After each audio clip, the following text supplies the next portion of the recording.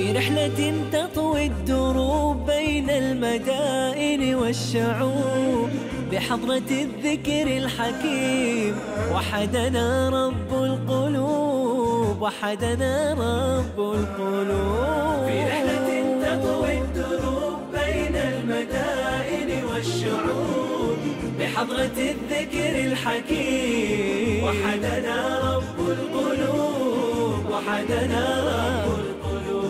ولحفظ آيات الكتاب قد أتينا كل باب نمضي على درب الصواب من قبل أن تجلو الخطوب، من قبل أن تجلو الخطوب. في رحلة تطوي الدروب بين المدائن والشعوب. يا حافظ القرآن، جميل جدا أن تستشعر أن في صدرك كلام الله سبحانه وتعالى، وهذا هو إعجاز القرآن الكريم. إنا نحن نزلنا الذكر وإنا له لحافظون. مهما حاول أعداء القرآن أن يحاربوا القرآن لن يستطيعوا أن يصلوا إلى قلوبكم يا حفظة القرآن.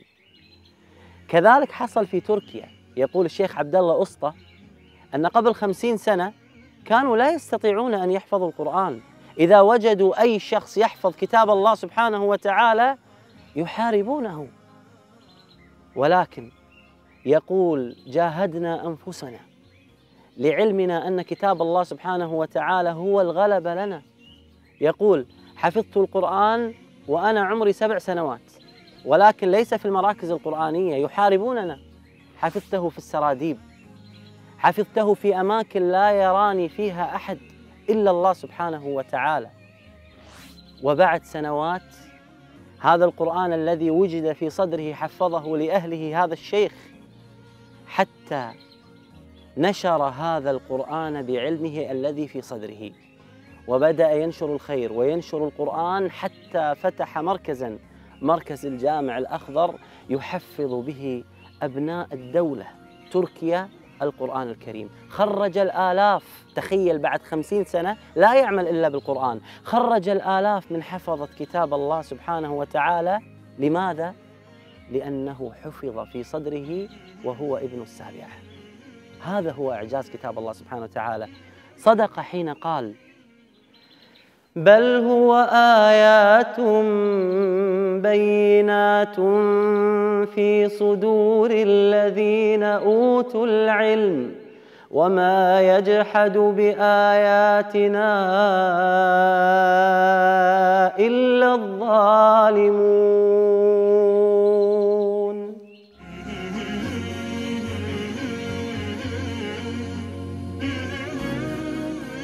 الشيخ عبد الله أسطى عثمان أوغلو نشأ في رحاب القرآن، كان يتخفى لحفظ القرآن في الكهوف وفوق الأشجار من أعين جنود الكماليين الذين يبحثون عن حفاظ القرآن للتنكيل بهم.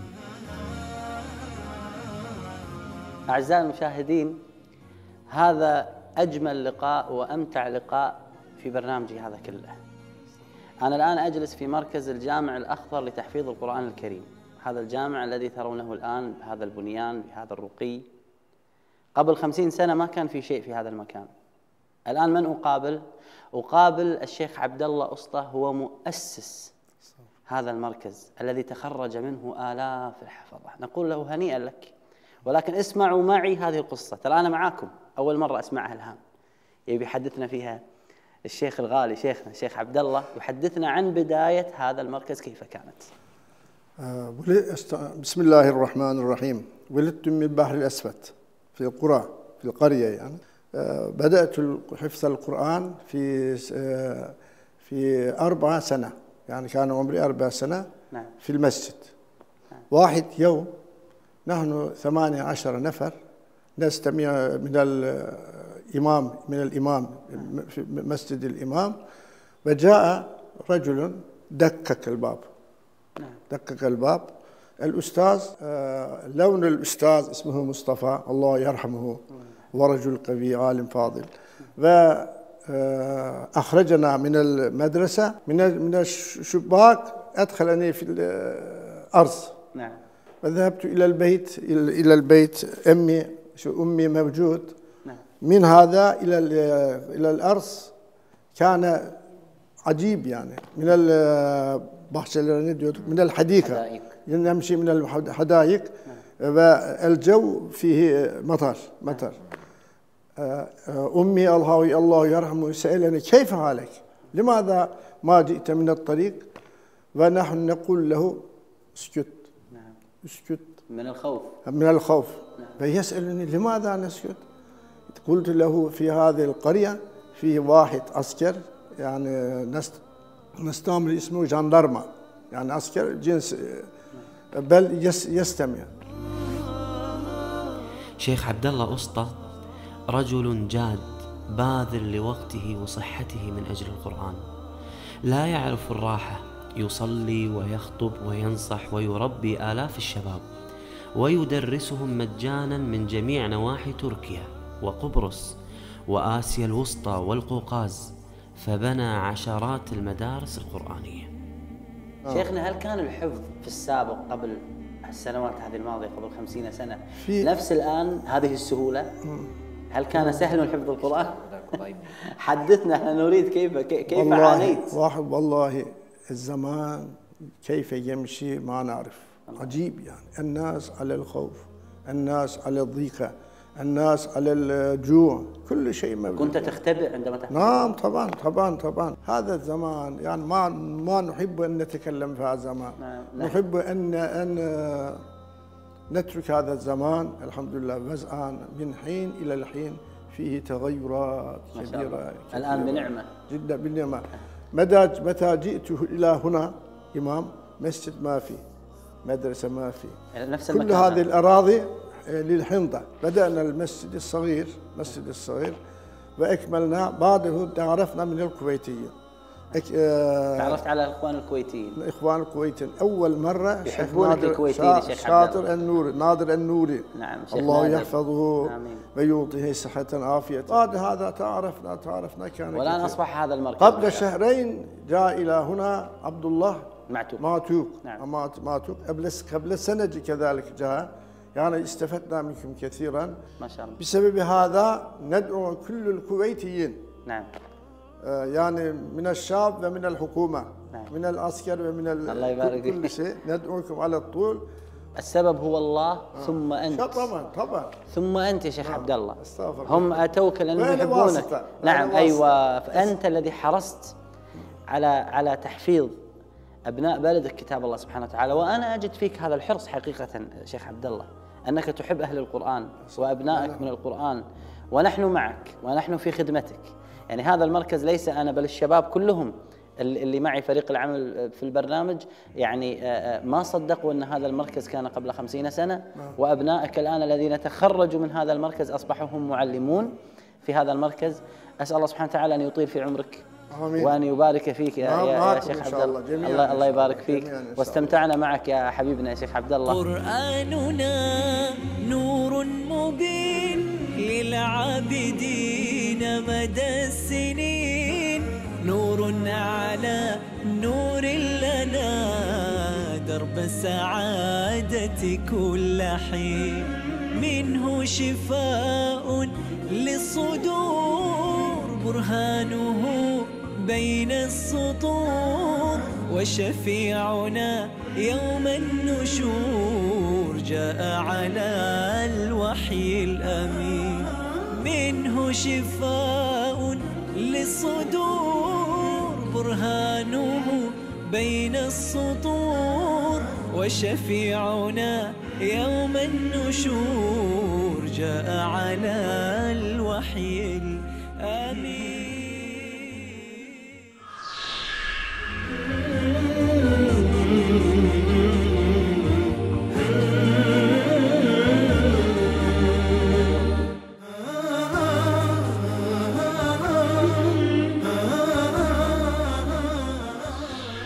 من الأسرار المهمة اللي تساعدك على حفظ كتاب الله سبحانه وتعالى ومراجعة القرآن وتثبيت هذا القرآن في صدرك هي المشاركة في المسابقات القرآنية.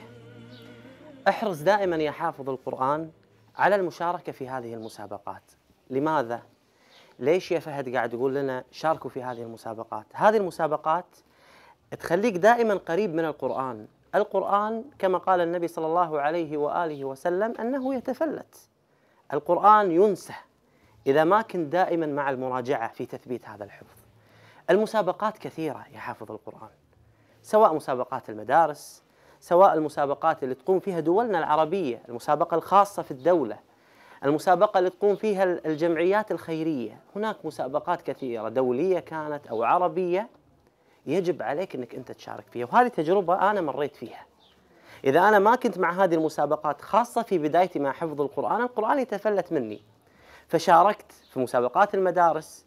تخيل من أنا رابعة متوسط إلى رابعة ثانوي كنت أشارك في المسابقات وأحصل على المراكز الأولى، قوة حفظي. كنت أشارك في المسابقات الدولية حتى حصلت ولله الحمد على الثاني على العالم. الشاهد من هذا الكلام أن المشاركة في هذه المسابقات تجعلك تتنافس حتى مع غيرك وتثبت الحفظ، كما قال الله سبحانه وتعالى: وفي ذلك فليتنافس المتنافسون.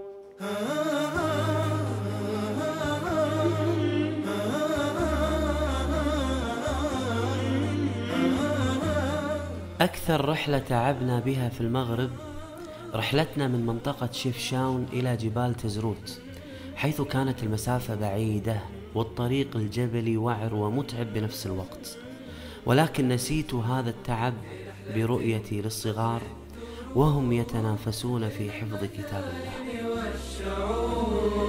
وبحضرة الذكر الحكيم وحدنا رب القلوب، وحدنا رب القلوب.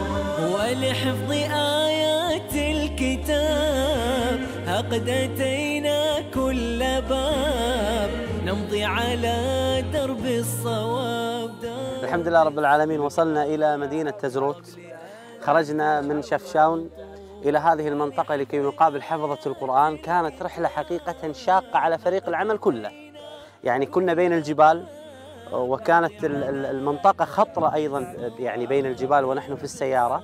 أتينا لمقابلة حفظة القرآن، والأصل من وجودنا في هذا المكان أن نبين إلى أين وصل حفظ كتاب الله سبحانه وتعالى. إلى أعلى مناطق الجبال وأعلى المرتفعات رجال يحفظون القرآن، وأبناء هذه المنطقة يحفظون كتاب الله سبحانه وتعالى. هذا الكلام المعجز. رحلة شاقة ولكن جميلة. تفضلوا معنا.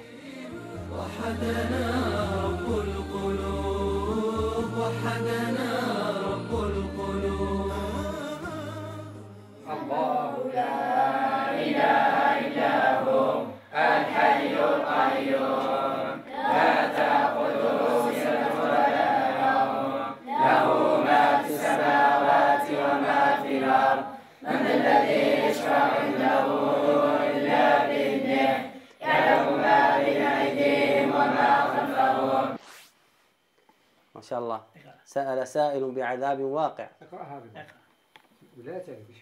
بسم الله الرحمن الرحيم. سأل سائل بعذاب واقع، للكافرين ليس له دافع، من الله تأتي المعارج وتعرج الملائكة والروح إليه في يوم كان مقداره 50,000 سنة، فاصبر صبرا جميلا إنهم يرونه بعيدا ونراه قريبا، يوم تكون السماء كالمهل.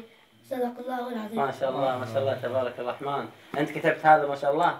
ما شاء الله حفظك الله. هذه شهادة تقدير تعطى لمن ختم وحفظ القرآن، وهذا هو ما شاء الله الشيخ. اسمك؟ ما شاء الله شيخ محمد. نسمع منك شيئا من القرآن. لا يكلم الله نفسا إلا وسعها، لا ما كسبت وعليها ما اكتسبت، ربنا لا تؤاخذنا إن نسينا وأخطأنا. نسأل الله سبحانه وتعالى أن يبارك فيكم. الشيخ تأثر بقراءة الشيخ وتأثر بهذا المنظر. نسأل الله سبحانه وتعالى أن يجعلنا من أهل هذا القرآن، وأن يرفع قدرنا في القرآن، وأن يكون هذا القرآن شفيعا لنا في الدنيا وشفيعا لنا في الآخرة بإذن الله.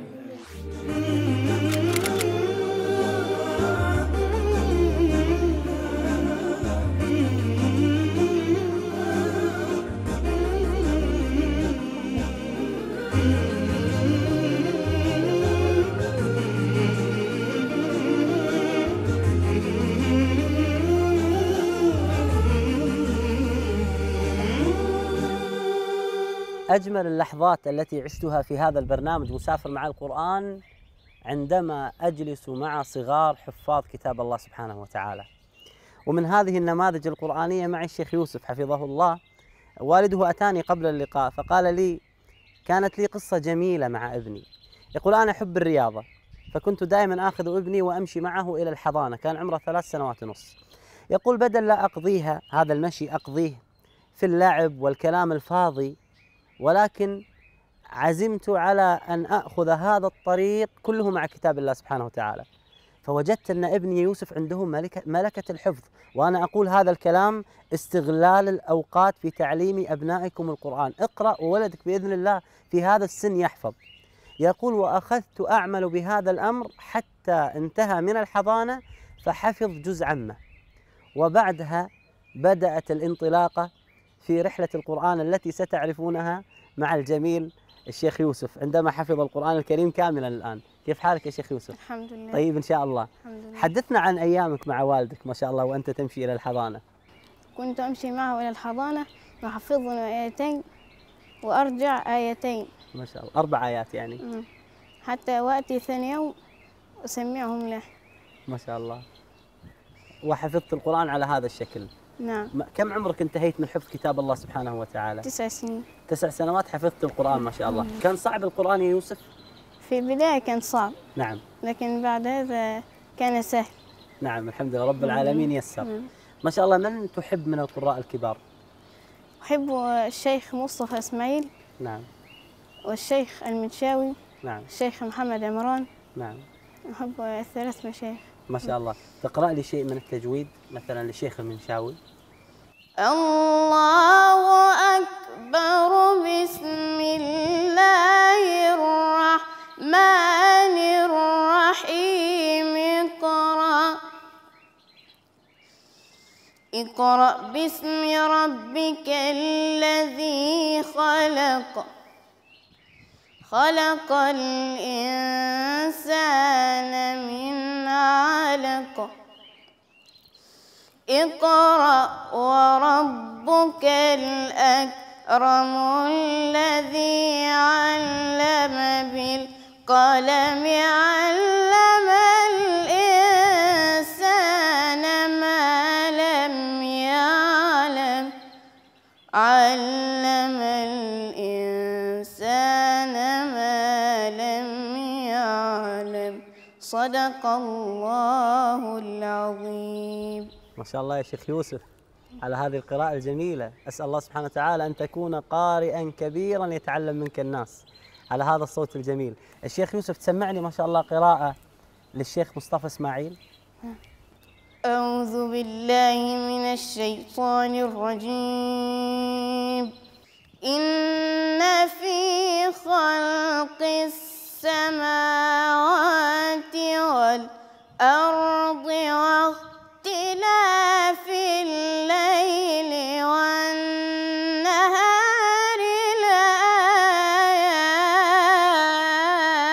لآيات. ما شاء الله. لآيات لأولي الألباب الذين يذكرون الله قياما وقعودا وعلى جنوبهم ويتفكرون في خلق السماوات والأرض ربنا ما خلقت هذا باطلا سبحانك ما شاء الله. فقنا عذاب النار ربنا إنك من تدخل النار فقد أخزيته وما للظالمين من أنصار. ما شاء الله تبارك الرحمن. هنيئا لنا اللي نسمع هذا الصوت الجميل، وهنيئا لوالدك ما شاء الله اللي جالس أمامي الآن ويسمعك كل يوم وهو في بيته وفي كل مكان. قراءة جميلة ورائعة، أسأل الله سبحانه وتعالى أن يحفظك من العين والشر يا حبيبي يا يوسف. قراءة جميلة. على فكرة ترى شيخ يوسف عمره 13 سنة ونصف، يعني صغير في السن، ولكن يقرأ بطريقة أعلم أن لا يستطيع أن يقرأها إلا كبار القراء. ما شاء الله تبارك الرحمن. في رحلة تطوي الدروب بين المدائن والشعوب، وبحضرات الذكر الحكيم وحدنا رب القلوب، وحدنا رب القلوب. ولحفظ آيات الكتاب قد أتينا كل باب، نمضي على درب الصواب، درب الصواب، من قبل أن تجلو الخطوب. ولحفظ آيات الكتاب قد أتينا كل باب، نمضي على درب الصواب، درب الصواب، من قبل أن تجلو الخطوب، من قبل أن تجلو الخطوب. في رحلة تطوي الدروب بين المدائن والشعوب، وبحضرات الذكر الحكيم وحدنا رب القلوب.